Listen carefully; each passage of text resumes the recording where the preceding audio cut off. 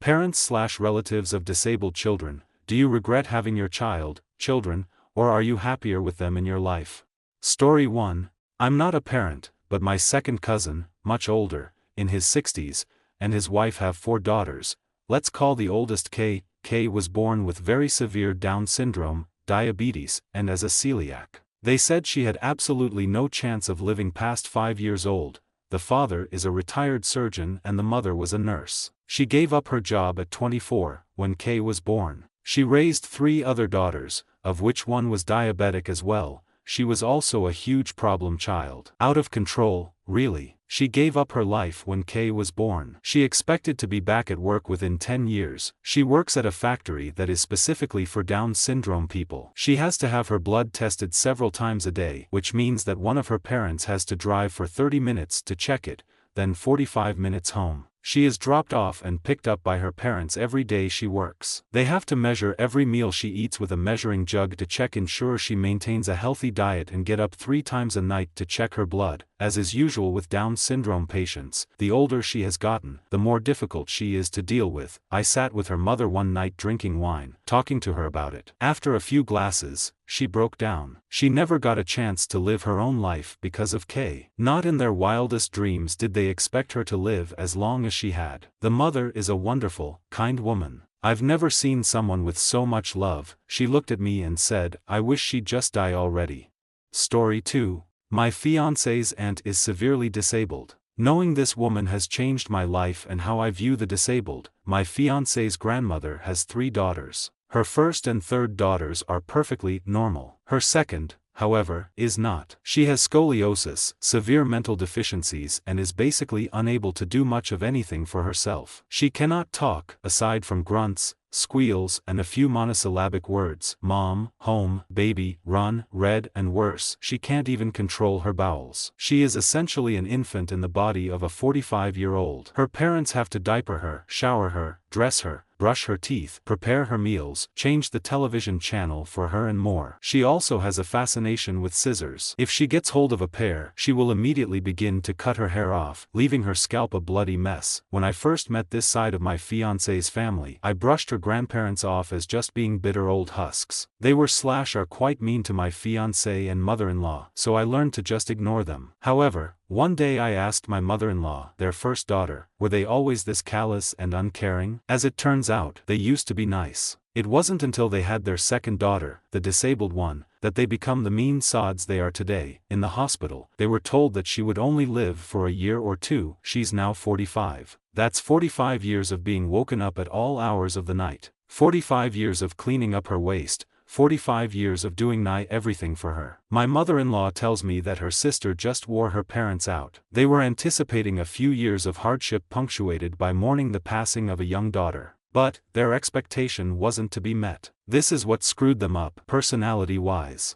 They were prepared to bury a disabled infant daughter, but ironically, not to raise one. Due to her conditions, she received most of the attention. Most of their money went to pay for her medical care/special schooling. They even had to send my mother-in-law to live with her grandparents for several years. Being privy to this situation has been polarizing. I now know what a truly low quality of life is, and I wouldn't wish it upon my worst enemy. Spending 45 years raising a baby will turn the nicest of us into a dried-up old shell with little concern for anything.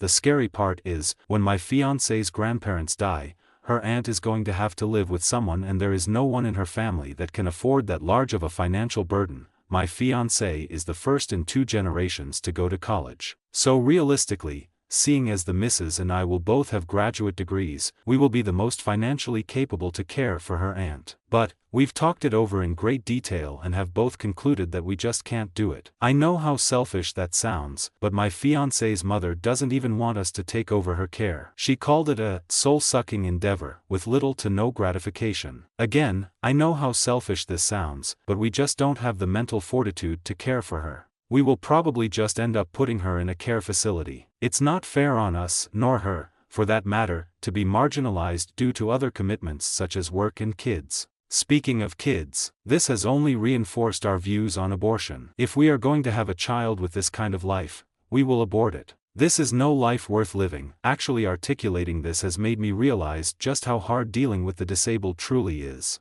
There is no easy way out. Anyone who judges how someone else feels about the disabled probably hasn't had to make the tough choices involved with caring for someone that is disabled. Story 3. Not a parent, but currently living with my aunt and my autistic cousin. From what my aunts told me, it was very difficult for the first few years. My cousin refused to speak except in grunts and moans for ages, and when he finally began speaking he would just parrot back whatever you said to him, i.e., "Did you have a nice day at school?" Nice day at school. She and my uncle spent a ton of money on all these therapists for him to go to, and they had about a decade where money was extremely tight. Like never going out to eat ever tight. And then one day when he was about 7 or 8, my aunt was driving him home one day and asked him, "Did you have a nice day at school?" like she always did. And he responded, "Yes. We played duck duck goose." Which was huge for my cousin because he'd never volunteered information before like that. And the shock of it drove her into tears because she realized then that he understood and that he'd be all right in his own way. Right now my cousin is 18 and has a job at the school. He won't be able to live on his own because he won't exercise or eat vegetables unless prompted and can't drive and would sit inside all day flipping channels if we'd let him, among a host of other reasons. But out of all my cousins, he's the funniest one. Once you get over the fact that, oh, right, he's autistic, you start getting a feel for how damn hilarious he is. Case in point, he's insanely strong, so we would ask him to help bring in groceries. And he would look at us, decide it was too much work, and claim, "No, sorry, I can't help you, I'm disabled." Or when we were going to go for a walk through a park and it was sunny and about 85 degrees out, so I told him to bring a hat. He hates walking, so he'd grab the biggest, furriest Russian hat he could find. And when I said that hat wouldn't work, he'd grab a yarmulke. And on until he'd exhausted every possible option.